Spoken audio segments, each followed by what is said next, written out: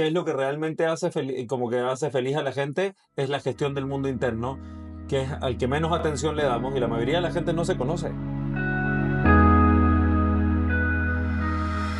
Hola a todos, bienvenidos a un nuevo capítulo de 40 Rooms. Estoy increíblemente emocionada de estar aquí con Ariel Grunwald, que además de ser un referente para muchos, es mi amigo personal. Y bueno, Ariel es coach, ¿se dice coach, mentor? ¿Cómo lo dicen en...? Yo personalmente le digo mentor porque coaching es más una situación donde hay Me gusta más la palabra mentor porque es una compañía horizontal que te está acompañando en un proceso donde él por esas casualidades de la vida, tiene un poco más de experiencia que tú y te puede guiar, pero eso no quiere decir que hay una situación jerárquica. Como de asimetría Sí, en la rol. y lo cual para mí, la razón por la cual me conecté con eso es porque me di cuenta hace algunos años que las jerarquías son muy tóxicas. Sí, Sí, aparte, sí. Bueno, podríamos filosofar de sí. eso como una hora entera, pero bueno, entonces mentor. Y lo invitamos hoy día en particular a hablar de un tema que es tu obsesión en los últimos años y que lo hemos conversado muchas veces y creo que pocos lo hablan, que es que en los últimos años te has dedicado a acompañar a gente que lo tiene todo, pero aún así es infeliz. Y personalmente ese tema también me causa mucha curiosidad porque lucho un poquito en como entre mi mundo espiritual y estar en un contexto de un hotel de lujo, en fashion, en lo que sea, donde las materialidades nos llaman la atención y como las cámaras y qué sé yo.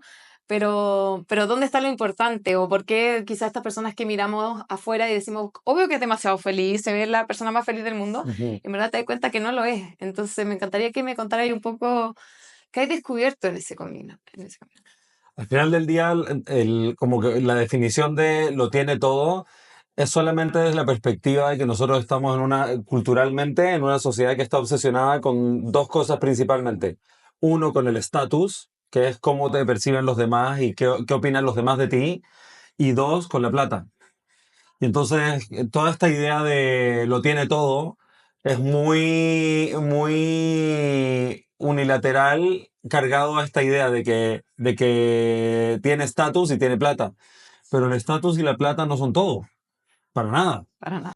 Y hay una frase famosa de Jim Carrey que dice: le deseo a todo mundo que se haga rico y famoso lo antes posible para que sepan que ahí no es. Mm. Porque la verdad es que uno puede perfectamente, y lo he vivido yo en mi vida personal y también muchos clientes con los que he trabajado, mucha gente con la que he trabajado, puedes estar disfrutando un momento cúlmine de abundancia económica, por ejemplo. O sea, literalmente puedes estar volando de Nueva York a Londres en tu avión y estás sintiendo lleno de culpa y lleno de miedo y temor con respecto al dinero. Entonces, el sentido de abundancia, el sentido de prosperidad, el sentido de expansividad y de paz interior que teóricamente te da la plata, no te lo da realmente la plata. Es algo que hay que cultivar dentro de uno. Por ejemplo, estuve muchos años viviendo en un lugar donde estaba lleno de gente retirada, que soñaba con retirarse, que ahorró toda su vida para retirarse, que proyectó su vida en torno a retirarse, y mucha gente su sueño era comprarse un yate.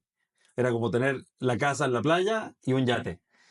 Y es muy interesante ver a esta gente que planeó su vida entera en torno a tener una casa en la playa y un yate, que no podían disfrutar ni la casa en la playa ni el yate, porque el amor por el mar no te lo da el yate. El amor por el mar, por el estilo de vida del mar, por la sensación de estar en el mar, por el amor por la navegación, el amor por todo lo que conlleva tener un yate, que son muchos gastos, mantenimiento, decisiones, constantes problemas, etcétera. Ese amor no te lo da el yate. Ese amor lo tienes que cultivar a lo largo de un gran proceso de algo que te sale del interior. Entonces, como vivimos en una sociedad que está obsesionada con lo externo, pensamos, claro, cuando ya no tenga nada que hacer y tenga la casa en la playa y tenga un yate, voy a ser feliz. Pero la realidad es que no.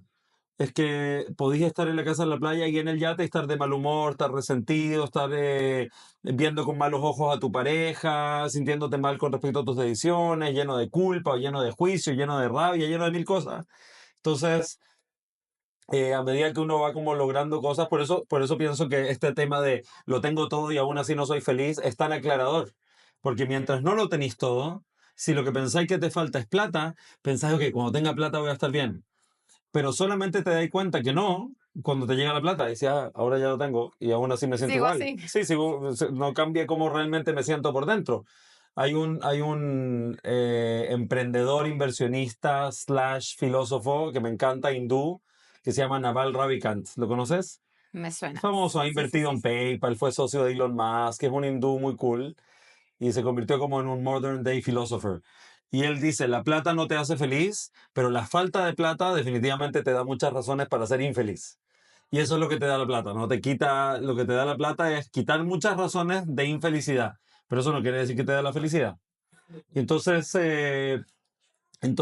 pienso que cuando abrimos un poco más el espectro, nos damos cuenta que lo que se requiere como para estar bien es mucho más interno y mucho más profundo que estatus y que plata. Y eso generalmente, cuando una persona es consciente, se hace muy claro cuando tienes estatus y tienes plata, se hace muy evidente que por ahí no es la cosa.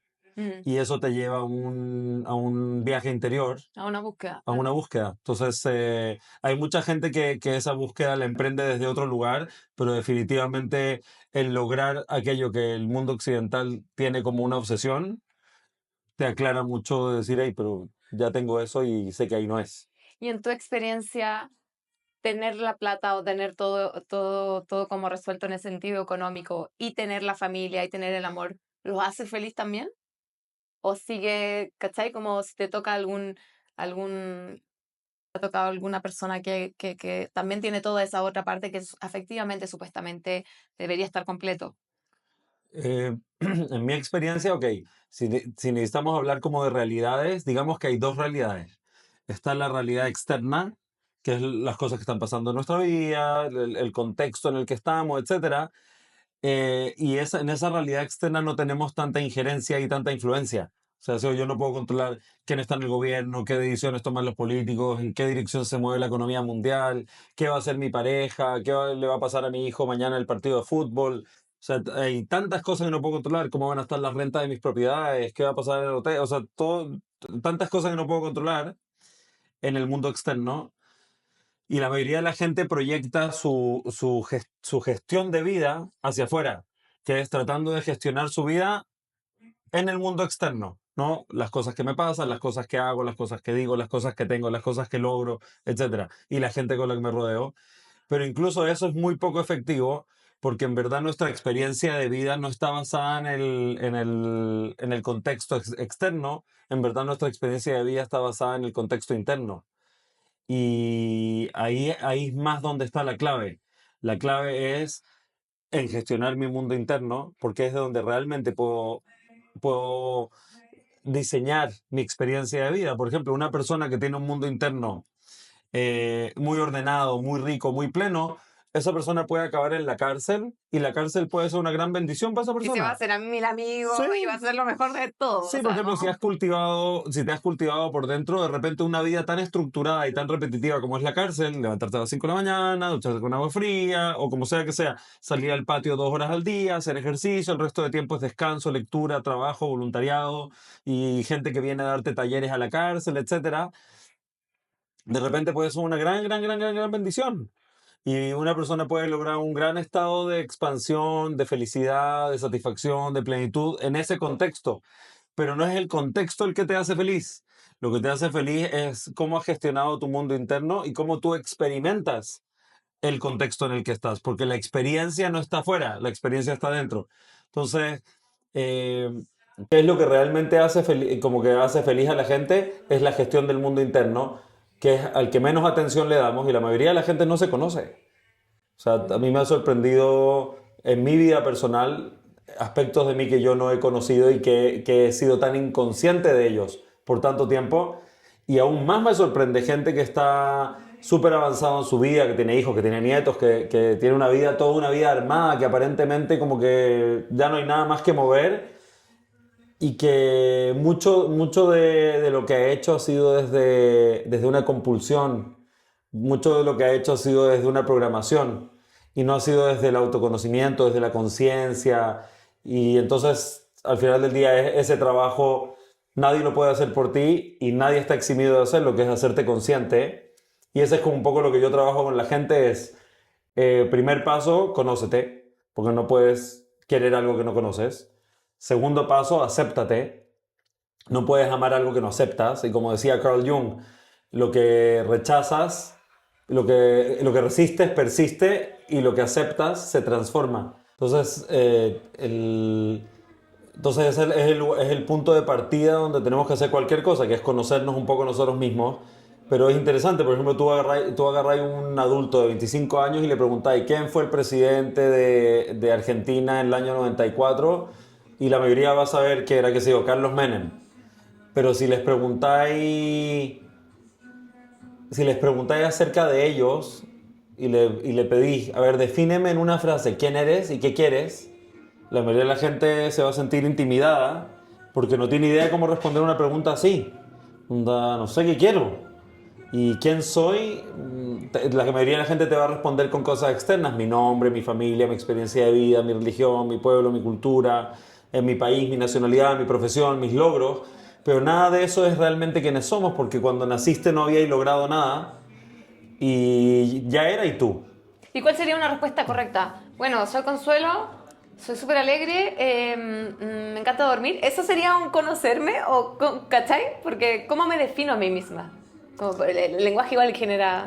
Pienso que, o sea, sí podría dar una respuesta, pero pienso que sería contraproducente que diera una respuesta, porque creo que es importante que todos Claro. agarremos el tiempo y nos dediquemos, porque la respuesta para todos es la misma.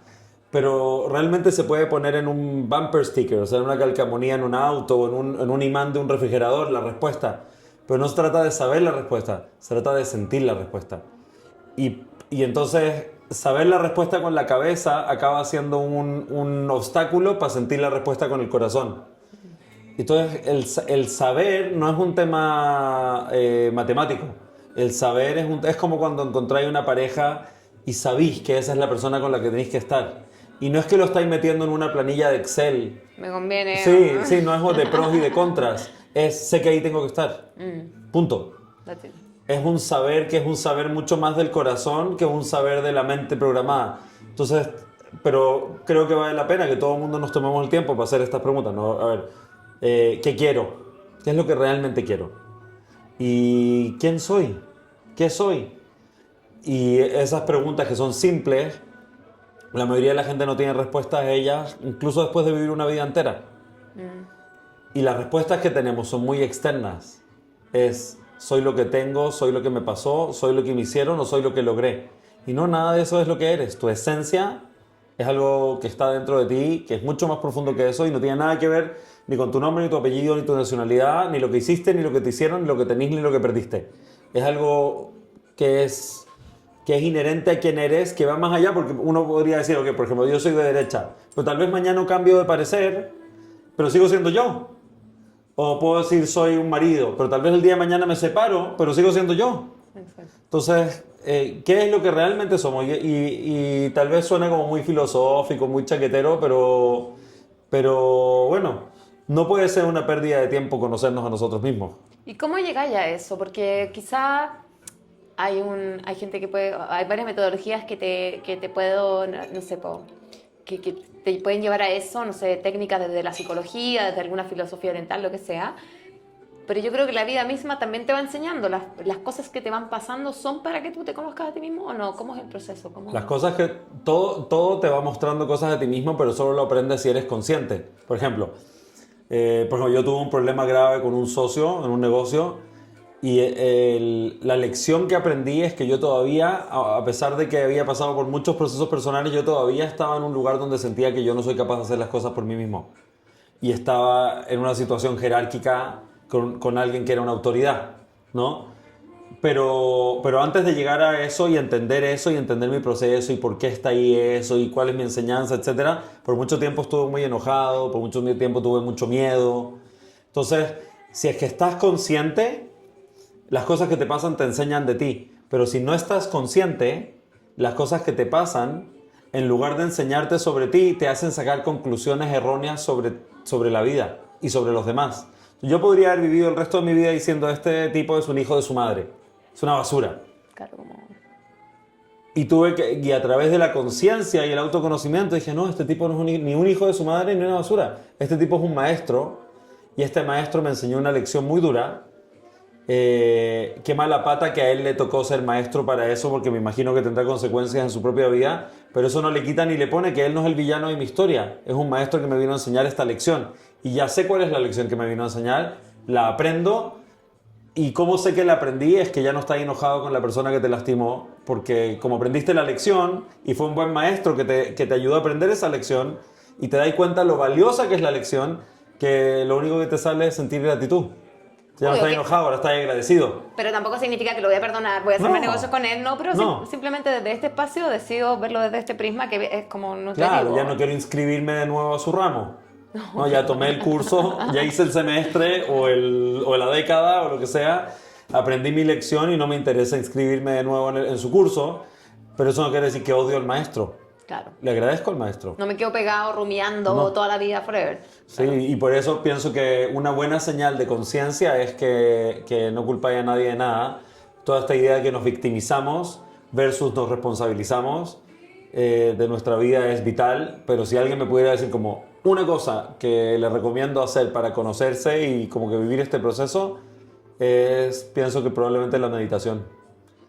Ahí no me acuerdo si fue Einstein, eh, alguien muy cool, famoso, dijo casi todos los problemas de la humanidad es porque el hombre tiene la inhabilidad de sentarse en silencio consigo mismo por 20 minutos al día.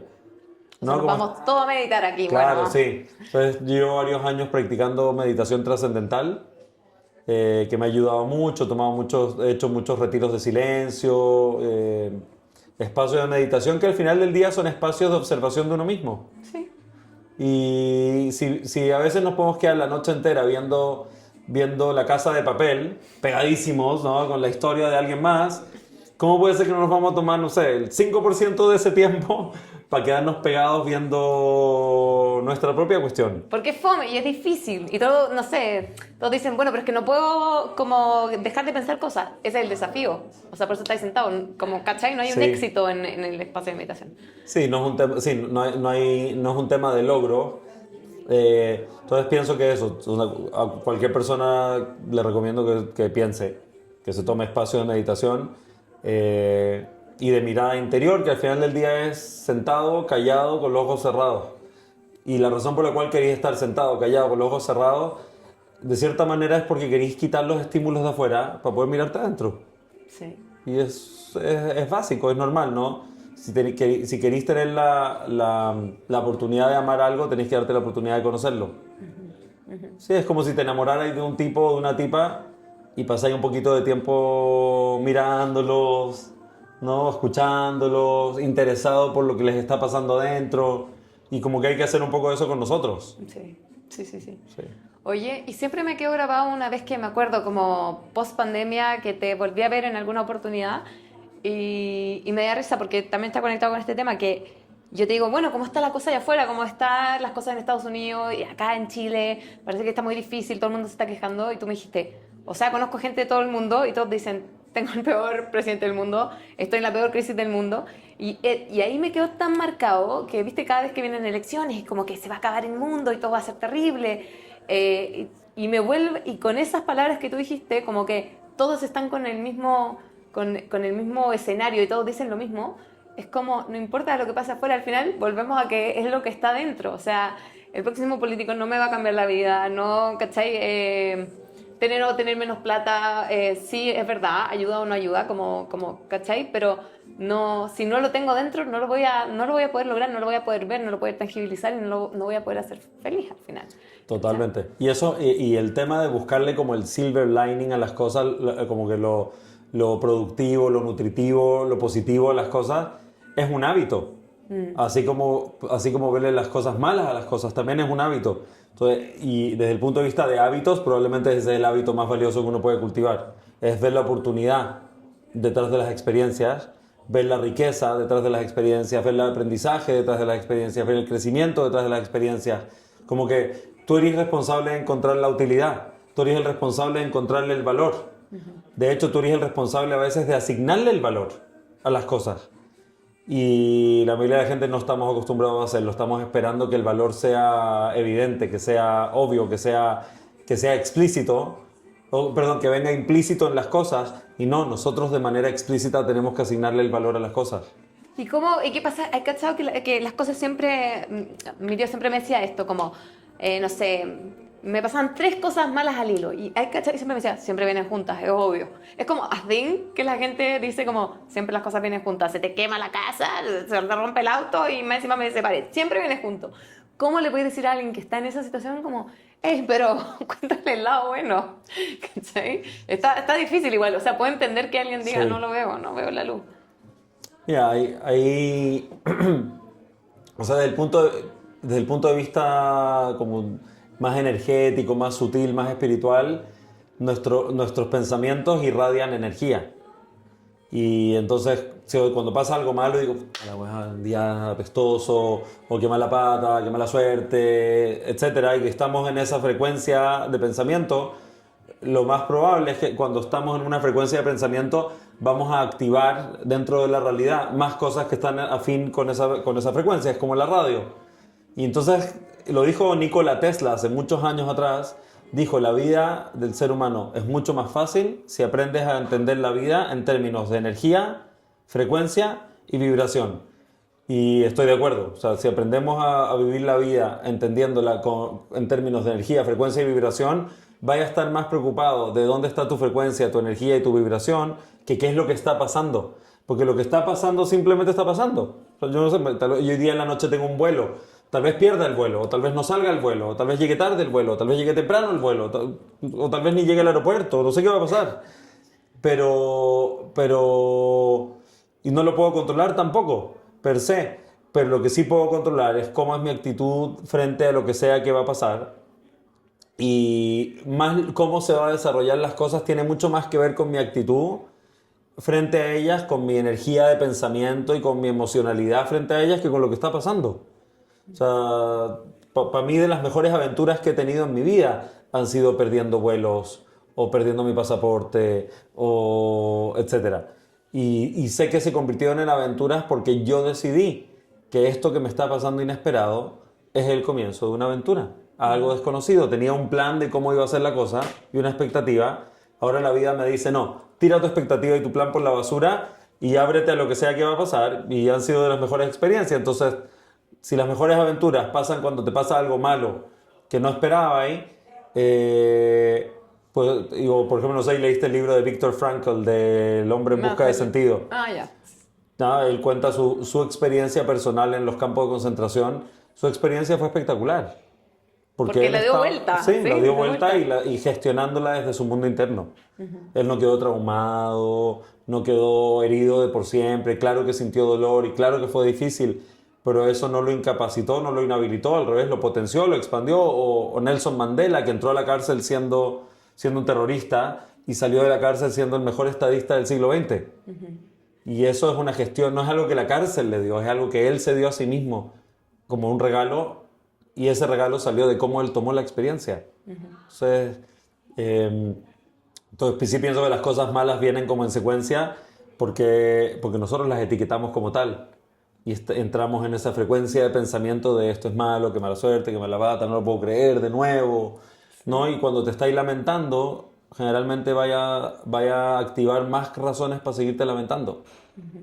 ¿Y qué importancia tienen en ese sentido las personas con las que nos rodeamos? O sea, como em, creo que es vital, porque igual si estáis con alguien que está todo el día diciendo, pero pobrecita, pero, ¿cachai? Como que tiene un efecto en cómo veis las cosas. Sí, pienso que el impacto de la gente que está alrededor nuestro es gigante y preguntas que se pueden hacer, que yo le enseño obviamente a mis clientes, les enseño como a empezar a tomar decisiones, le enseño a la gente a escuchar su corazón, porque el corazón es mucho más sabio tomando decisiones cruciales que el cerebro.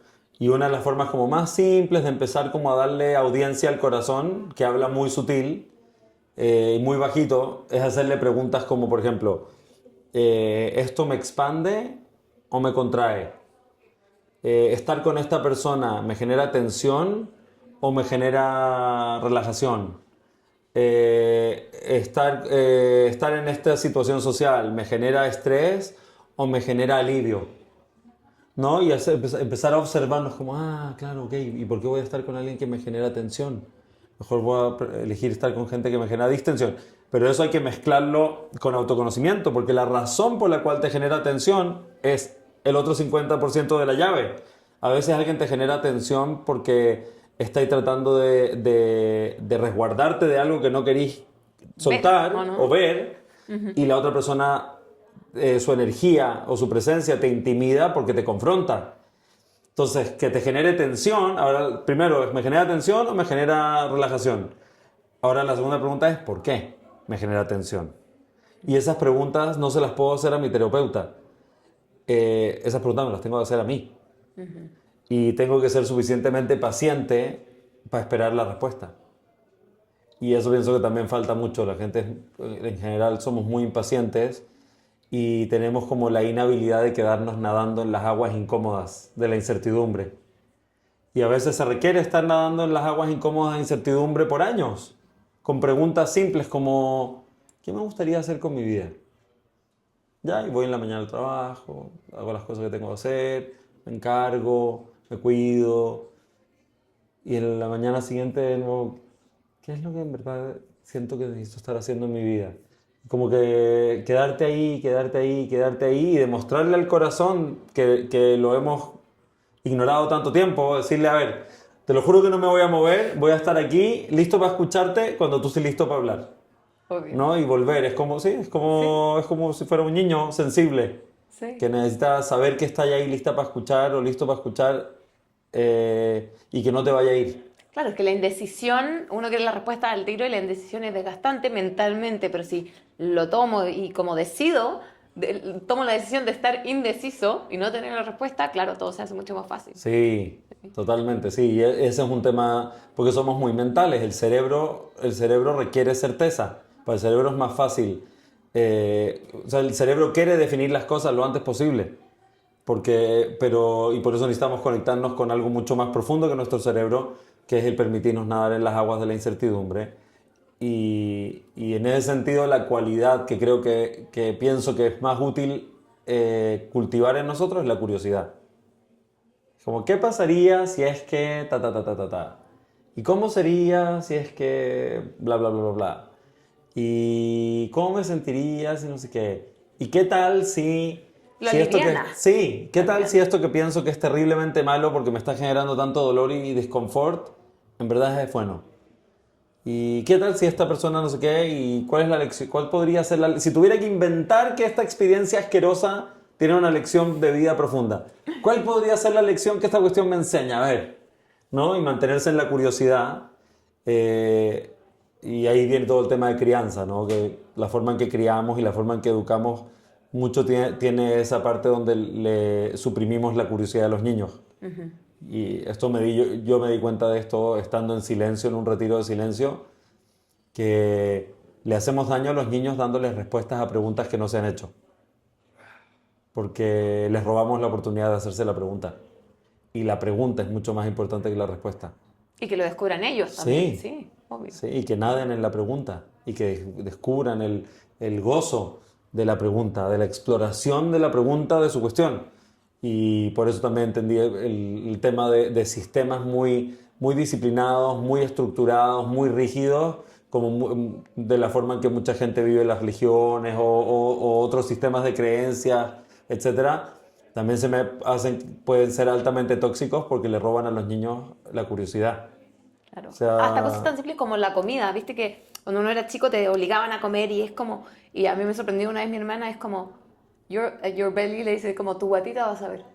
O sea, a mí jamás me dijeron tu guatita claro. vas a ver y te estabas hasta acá y te seguían dando comida, cosas de conectarte contigo mismo. Y yo creo que eso sí es algo bueno. De repente la gente habla tan mal de las próximas generaciones o de estas generaciones, pero es algo positivo. Yo creo que si son más conectados, podemos ser más instantáneos, ¿cachai? Pero sí hay cosas buenas. Yo le tengo mucha fe en general a la vida y a la humanidad. Sé que hay mucha gente que siente que las cosas cada vez están peor, peor, peor, peor. Generalmente la gente que siente eso, pienso que la gente con el tiempo pierde su capacidad de asombro y su capacidad de gozo. Y entonces siempre todo el mundo piensa que las cosas eran mejor antes. Por ejemplo, probablemente mi abuelito pensaba que la Coca-Cola era más rica en los años 40 y la Coca-Cola de ahora es una basura. En verdad tal vez la Coca-Cola sabe igual o tal vez incluso está más rica hoy en día que en los años 40, pero tal vez su capacidad de asombro y de gozo de poder sentarse y agarrar la botella de vidrio de Coca-Cola y no sé qué, sí, heladita y no sé qué. Sí. Entonces nos cuesta pensar en términos, claro, tal vez lo que se fue deteriorando es mi capacidad de gozar y no es que todo está cada vez peor. Yo pienso que hay diferentes formas de verlo y la forma en que yo elijo verlo es que no estamos cada vez peor. Estamos avanzando, o sea, hoy en día muchas de nuestras autoridades son altamente corruptas, pero si viajamos 1000 años en el pasado, los reyes, la realeza europea pensaba que tenían el derecho de acostarse con mi esposa la noche antes de la boda. Hoy en día, bueno, hacen cosas truchas con impuestos y no sé qué, pero, o sea, pero nadie viene y se besuquea con tu esposa por derecho divino.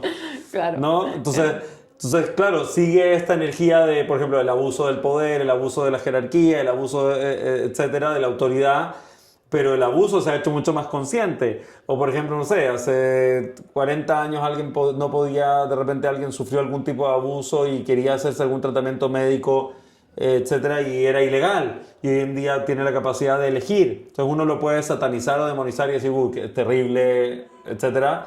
Pero desde el punto de vista de como conciencia es como, ok, una opción de elegir. Es una opción de elegir el qué y el por qué. Uh-huh. Y eso quiere decir que hay más conciencia. Sí, sí, sí. Entonces, yo pienso que no estamos cada vez peor. Pienso que vamos en una dirección positiva, a veces muy lento, pero que vamos aprendiendo, que vamos creciendo, que nos vamos expandiendo y que es inevitable. Sí, y yo estoy contigo. Yo creo que la gente, o sea, siempre pasa por ciclos y como siempre creemos que va a ser peor y de repente eso, nos sorprendemos y va a estar todo mejor y con como decís tú, con los ojos que elegimos verlo.